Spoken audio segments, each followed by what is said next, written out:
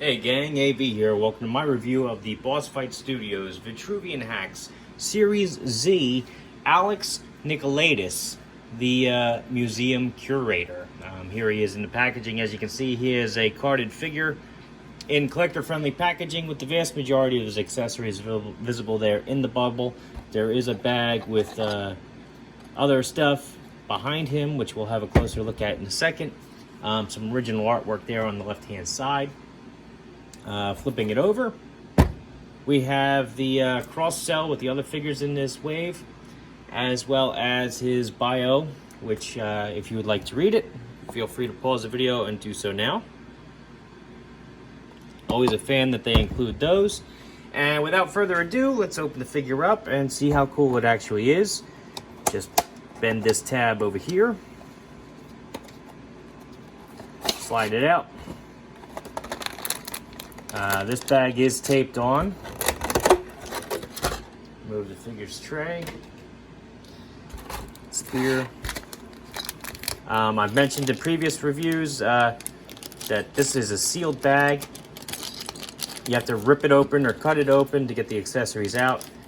So the whole collector-friendly packaging aspect is kind of lost by doing that. But it is what it is. His spear. Get his spear out of here.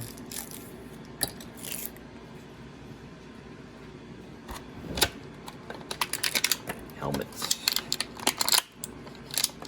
Sword.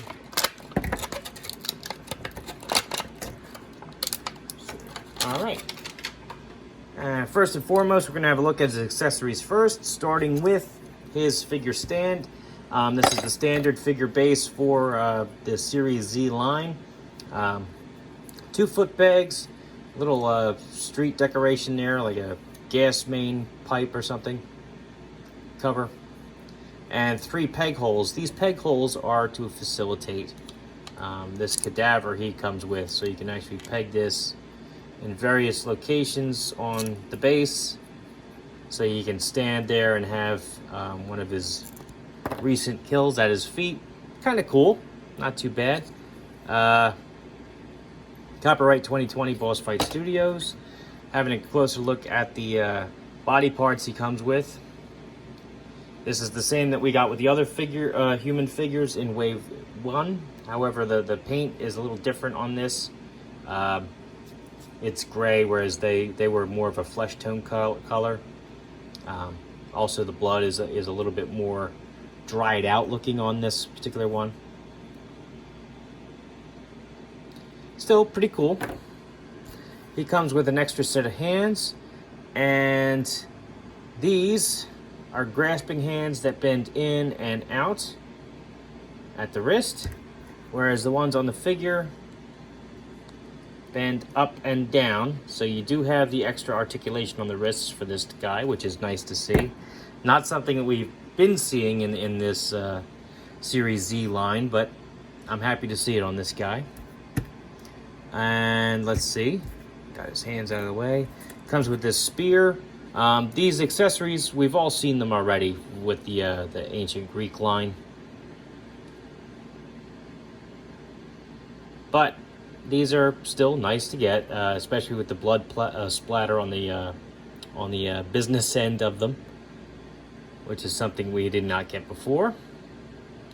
So this has gold,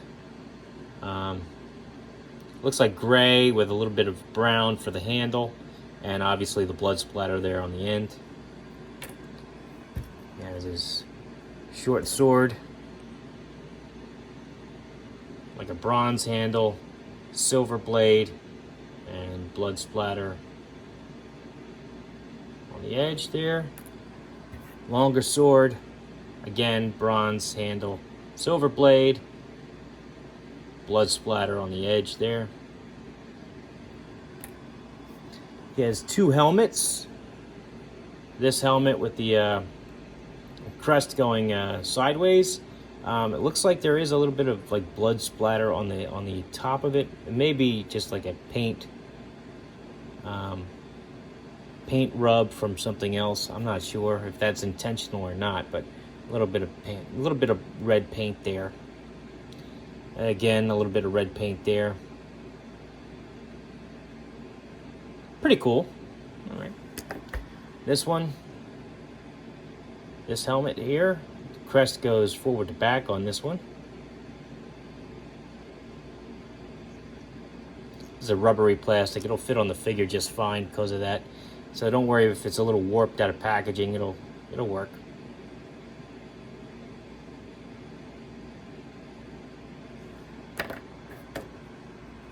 They are weathered to look older, though, which is nice. Because, I mean, they are older in this particular universe. And then he's got the alternate head. So let's have a look at his two heads side by side here. Clearly different people. So if you wanted a different human in the background, you could definitely do that.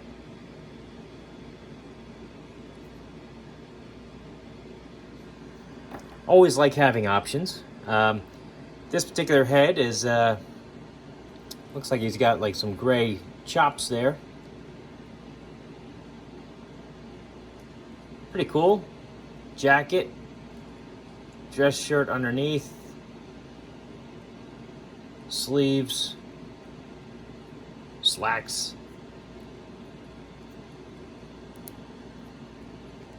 All right, pretty cool. All right, so let's do the articulation. Head, barbell joint. We'll do a full 360 degrees. Can look up, can look down, can tilt from side to side to get some expression out of him, and a little wiggle forward and back. Arms, do a full 360. You bend up about that high, which is not too bad. There's nothing at the bicep. Elbows, a little stiff, but we'll bend about 90 degrees up, hyperextend a little down, and rotate a full 360, which is pretty good. Wrists, full 360, rotation there at the peg, and as I mentioned earlier, this particular set on the figure right now, bend up and down, whereas the alternate set of hands bends in and out.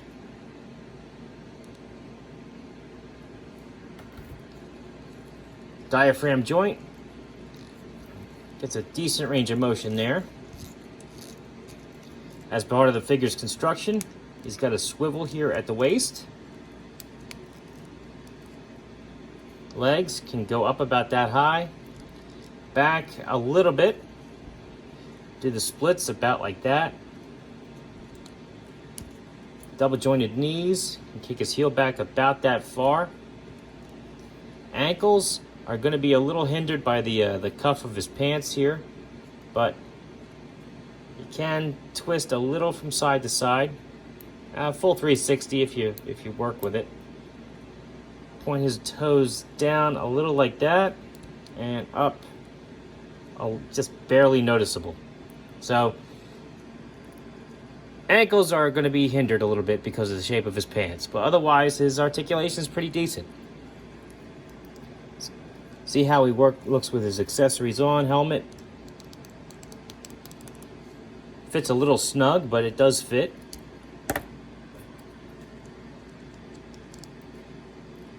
Same can be said for that one.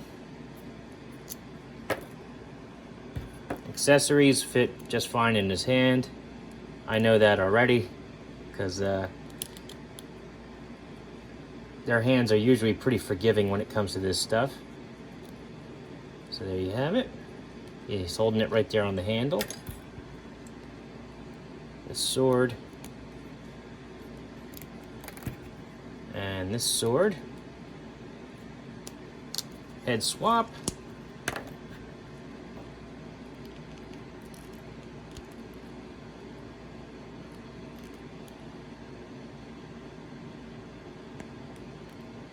There we are. Looks pretty decent with that guy's head too. Still, same articulation, full 360. Can look up pretty well on this guy actually. Down, tilt from side to side, a little forward and back.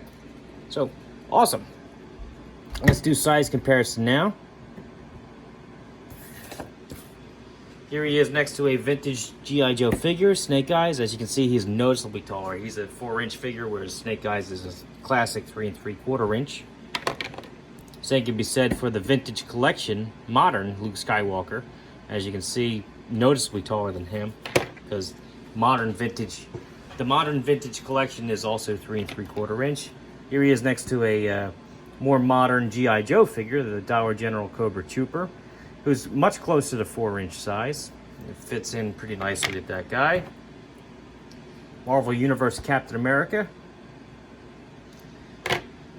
And last but not least, the 1/18 scale Master Chief.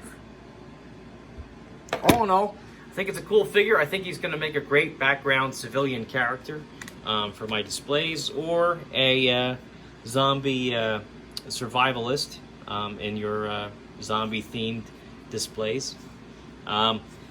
It's an interesting reuse of old molds that they clearly still use. I do like the blood splatter effect on this stuff, and it is kind of funny to make him a museum curator, to give him the excuse to actually use this stuff. That's pretty creative. All in all, I think it's a cool pickup. Definitely for the part of a civilian character if you need one.